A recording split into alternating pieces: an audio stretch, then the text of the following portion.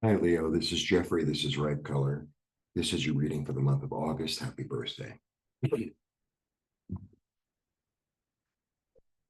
All right. So the little mini message is do what brings you joy. Step out of your comfort zone. I can't do that. La la la la la. And what it feels like is it's like you're picking up something from the past or something that you've been thinking about or dreaming about, and you've never like either allowed yourself to try or dared to try or like that. So I went to a party last night, and I love to sing, and I mean I could keep a tune, but I'm not really a singer. And there was karaoke, and so I karaokeed. You know, it's like whatever. Now I'm thinking of all the songs I'd be really good at singing. I think it's like just step out of your comfort zone, like do something. It's almost like being a child, right? Like just try it, just try it. And the reason I think the underlying message, what it feels like, the underlying message is go into your joy, because the more you're in your joy, you don't have to get it perfectly. I'm not going to record an album today because I don't have the equipment, but eh, you know, because the more joy each of us are in, the more joy we spread, the more joy we radiate. I'm like, oh, that was fun. I never thought I could do that. And I feel like it's the thing that's for you. It's not like, well, all my friends, like, let's say, like, I would never jump out of a plane. Just the whole thought of it, it just freaks me out. And let's say everybody I knew was going and jumping from a plane and this and that. I'm not going to go and jump up from a plane just to please them. I wanted to go and do something that makes me happy, that brings me joy.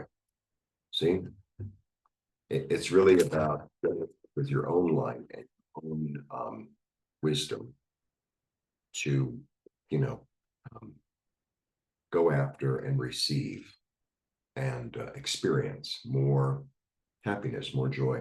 And it's like, try something new, be courageous. All right. That's the little mini message, Leo, to, I don't know if you can hear it, but it's like the minute I start doing videos, all the dogs come alive in the building. Okay. Unless it's 2 in the morning, but it's not. Okay. I have two nines. So nines are about attainment. It's because I just read, sometimes you just read the cards for like the number they are, for the suit they are. Like that's a good base to begin. Okay. And I have the nine of Pentacles, which is a great card. I have the nine. This has been coming up a lot. The nine of Wands and lovely lovers. So the nine of Pentacles is really about being self-reliant. It's about being satisfied with oneself. It's about, she made her own money. She's very wealthy. She made her own money. She's in her garden. She's really comfortable in her garden, in her safe space that she built, that she is enjoying, that she tends to. Okay. And then I have this one. Okay. And the nine of wands is a really interesting card. There's a lot going on. So it's a line in the sand. It's like, this is as far as I'm going, right? Because he's been a little beaten up and he's a little bit surrounded, right? He's got the thing on his head. He's a little bit surrounded and he's been fighting his fight, right? And so now, because this card can go either way, all cards go either way. But so now it's kind of like, okay, I've defended the castle and like I'm taking a break from doing the defense of the castle. And now I have to decide whether I'm going to continue the fight, right? Or am I realizing this fight that I've been fighting, maybe I already attained and gathered and realized my lessons and my experiences from this. And it's time to move forward. It's time to move on, right? Like, let's say you're in a job that you really don't like. And, there are a lot of cons, right? but you stayed as long as you could, and maybe you made some friends, maybe you learned some new skills, maybe you were able to stick it out and prove to yourself your own courage, like that. But maybe now it's time to go. Or it's like, no, I'm sticking it out to the end. I'm sticking it out to the end. My goal was to become the president of this company. I'm giving the example. And gosh, by golly, I will. Okay. But then I have the card of harmony. I mean, this is one of the cards of harmony. And this is also like, I always feel like this is a card of contract, right? So if this is a card of contract, it's like a contract between our masculine and feminine sides. That's one of the contracts. And the other contract is between us and heaven, because this is the angel of light, right? This is Uriel. So, okay, here you are, you worked really hard, right? To like have a life, or, to be comfortable, or to like, to feel, I don't know, rich, to feel safe, right? There's a lot of safety in this card. And then something comes up and it's like, okay, if I'm safety in my physical world with myself, and I feel like I've been fighting for it a long time, it's like, maybe it's time to give up the fight. Maybe it's time to like allow the universe to come in and show me, and take care of me, and guide me toward, whatever's next, toward, something that's more, that I don't feel like a warrior. So sometimes I describe to people, one of the big differences living here is that I'm never fighting the weather. It's never really hot and it's never really cold. It's neither. So, you wear a light jacket at night. I mean, we have the rainy season. So, but it rains for 2 or 3 hours and then it's done. Or it's not like this driving, sleet rain. It's just rain.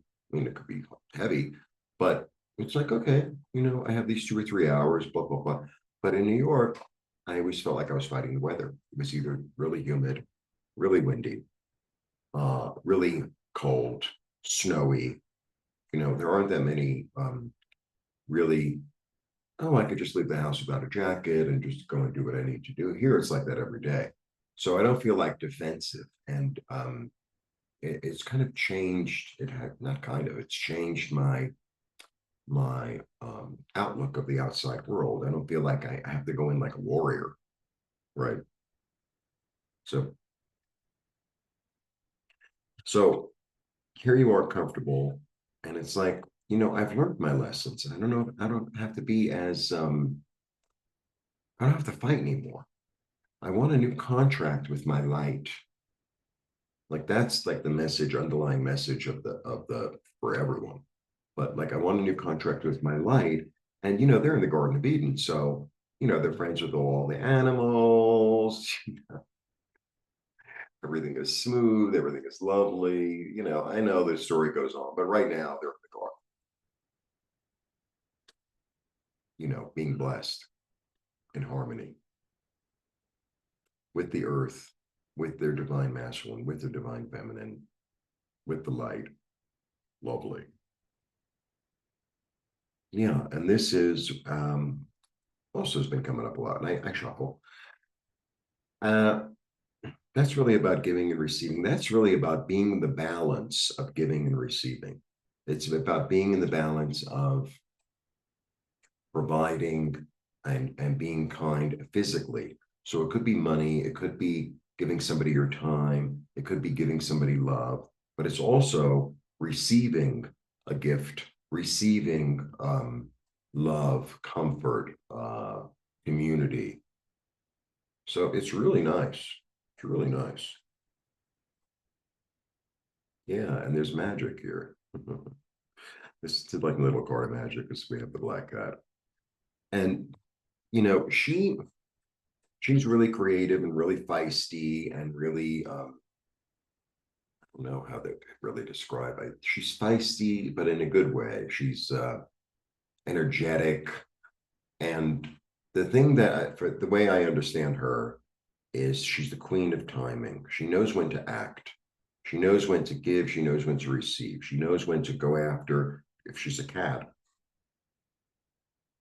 she's patient and she's going to sit and wait until the bait comes by. She's not going to push it, right? She's not going to push it. She's like an opportunity arises and she'll take it. But she's relaxed enough to know that the community shows up, that she's surrounded by the light, right? That she's in a state of comfort and she doesn't have to fight. Mm-hmm. All right. And then the last one, and then the King of Swords. The King of Swords is the energy of the King of Swords is very clear thinking, very clear, direct messages. And from what I understand of the King of Swords, the way I interpret him, is he's like a surgeon. He's a surgeon or a butcher. He cuts out what's unnecessary, and he doesn't have any like an emotional attachment. Like, people hoard things. So I had this coffee maker that I brought from New York, and it never really worked right. It was like an electric percolator thing. And no matter what kind of, what do I call it, ground, either I did fine ground or I did medium grind or rough grind, no matter what, like it wouldn't go through. And so I would have this really weak, disgusting coffee. And I've kept this thing because it's like I used to have one and it always worked great. And this one just, I don't know what the hell happened. And so yesterday, I threw it away. I just threw it in the garbage. It's like, it doesn't work. Oh, I'm going to save it. Maybe it'll work one day. Or, hey, what the thing costs you for like $40 or $50. It's going to cost you 30 to fix it. It's like, and I went and bought a new one, like a drip, even though I really like the other one. But I need coffee that's, coffee, not dirty water. I threw it away instead of, oh, I'm gonna, and like it wasn't emotionally attached. It's a coffee maker. Oh, but this was given to me by this and this person, and it's got a chip in it. No, no. Trust that, like it'll, like the right opportunity, the right people, the right experiences, the right thoughts, the right intuition, etc., will present themselves. Right. I'm tired of being a warrior. Right. I'm comfortable in my garden. All right.